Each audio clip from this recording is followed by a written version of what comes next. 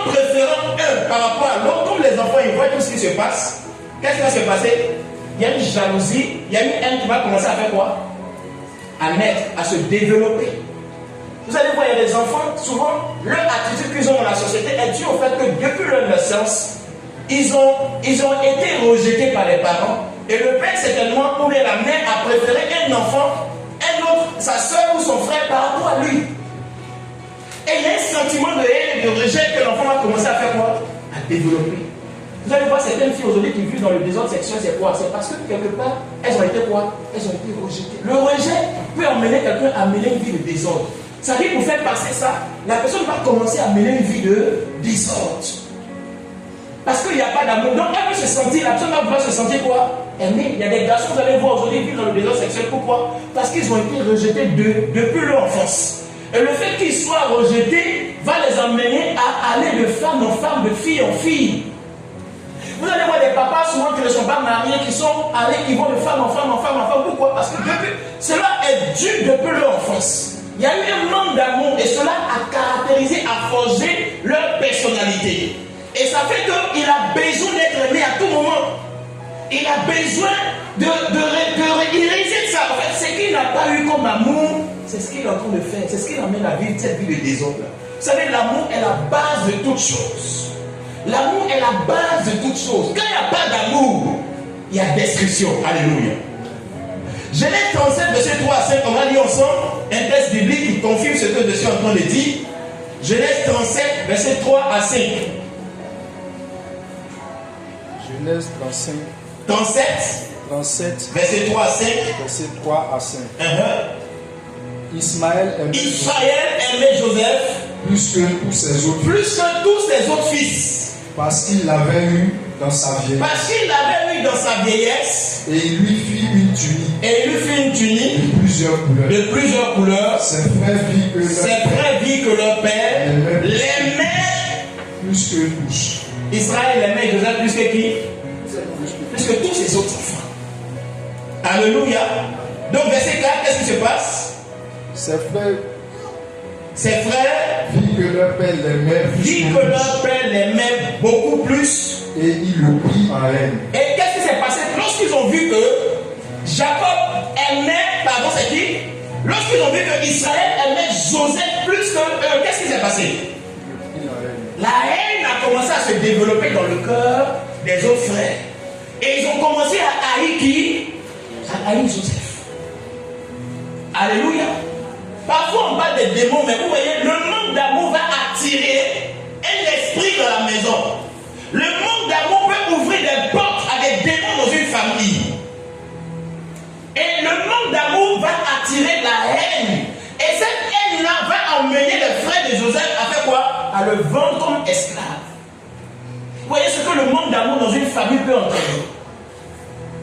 Et ça court à la destruction de cette famille. Regardez, quand ils ont vendu Joseph, qu'est-ce qui se passe? Joseph s'est retrouvé comme un esclave. Après, ils ont pris son habit, ils lui ont arraché tout ce qu'il avait comme manteau, ils l'ont jeté dans une citerne. Après, ils ont réfléchi et puis ils l'ont vendu comme esclave. Ils sont allés dire à leur papa que Joseph est mort.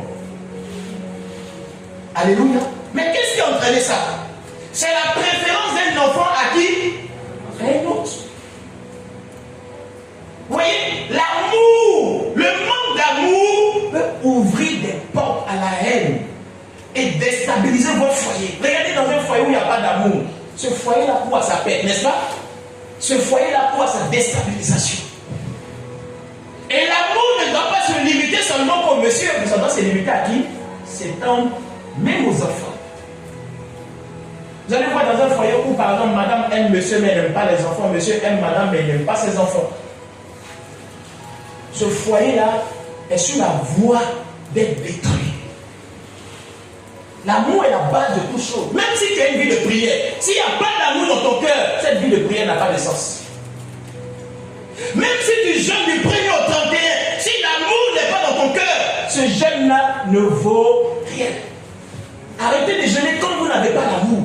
Arrêtez de prier quand vous n'avez pas d'amour. La base de toute chose, c'est de demander d'abord au Seigneur de remplir votre être de son amour. Alléluia. Quand tu sais que tu as du mal à pardonner, tu as du mal à aimer, bien aimé, ta prière n'a pas de sens. La seule prière que tu peux adresser à Dieu, Seigneur, donne-moi un cœur qui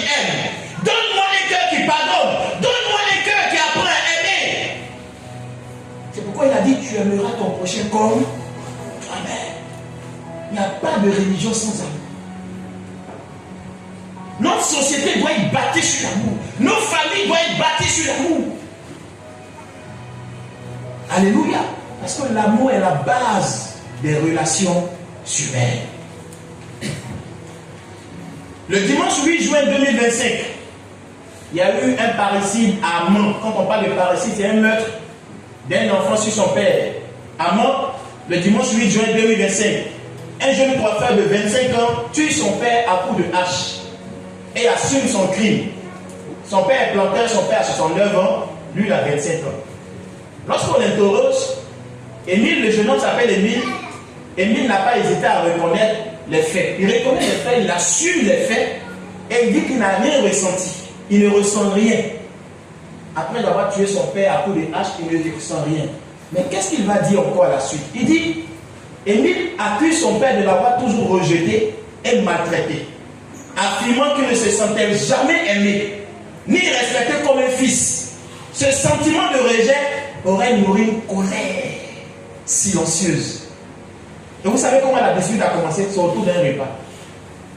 Autour d'un repas, toute la haine qu'il avait emmagasinée, s'est sortie. Pourquoi? Simplement parce qu'il a été rejeté par son père, par sa mère. Simplement parce qu'il ne se sentait pas quoi? Aimé. Le fait de ne pas se sentir aimé a ouvert les portes à un esprit de mort, où ça? Dans la famille, dans la maison. Voyez comment le sentiment de rejet peut ouvrir des portes à la mort dans nos familles. Beaucoup de gens ont été blessés depuis leur enfance. Beaucoup de gens ont été rejetés. Et ce rejet t'amène à faire des choses qui ne glorifient pas Dieu. Ce rejet fait que tu es renfermé dans ton coin. Alléluia. Et ce rejet peut même te détruire. C'est pourquoi il y a quelqu'un qui est mort pour nous et cette personne dit qu'elle nous aime. Alléluia. Vous allez voir que l'amour de Dieu n'est pas centré sur une personne. C'est pourquoi la Bible dit car Dieu a tellement aimé le monde qu'il a donné son Fils unique afin que quiconque croit en lui ne... L'amour de Dieu n'est pas pour les riches. L'amour de Dieu n'est pas pour les pauvres. L'amour de Dieu n'est pas pour les enfants. L'amour de Dieu n'est pas pour qui que ce soit. Mais l'amour de Dieu s'intéresse à qui? À nous tous. Dis à quelqu'un, Jésus t'aime. Alléluia. À cet effet, la Bible expose les malheureux. Exemple d'Isaac. Isaac qui aimait Ésaü parce qu'il mangeait du gibier. Il y a souvent un amour que nous manifestons. L'amour où on a peut-être 3 enfants. Et parmi les 3 enfants, il y a une qui sort, elle vient, elle t'amène des cadeaux. Maman, je t'ai amené une robe. Maman, je t'ai amené, qu'on appelle quoi? Un sac. Maman, je t'ai amené quoi? Tiens, 5 000 francs. Tiens, perruque. Lorsque vous allez constater que cette personne qui commence à vous offrir des cadeaux, vous allez commencer à faire quoi? Vous allez commencer à l'aimer au détriment des autres enfants. Votre amour pour cet enfant, et puis tu as commencé à l'appeler maintenant ma fille chérie, c'est pas ça? Et ton amour pour elle va commencer à grandir à cause de quoi? À cause des cadeaux. Vous savez, il y a un certain amour qui grandit quand par exemple vous commencez à recevoir des cadeaux. L'amour commence à faire quoi? Et naître. Mais en réalité, ça c'est pas de l'amour, hein. Ce sont des sentiments, des émotions. Alléluia. Et vous allez prendre ça pour de l'amour. Pour commencer à ma fille chérie. Souvent, vous ne savez même pas ce qu'elle fait pour vous emmener les cadeaux. Elle ne travaille pas, elle ne fait rien. Mais tu es là, tu prends les cadeaux. Maman, ma fille. Et puis les autres commencent à se sentir comment? Ils commencent à se sentir frustrés, blessés. Parce qu'eux, ils ne sont pas encore arrivés à ce niveau où ils peuvent t'offrir des cadeaux, des mèches, des sacs. Et tu commences à les classer déjà. Vous voyez votre soeur là, quand elle vient m'envoyer quelque chose, vous m'emmenez.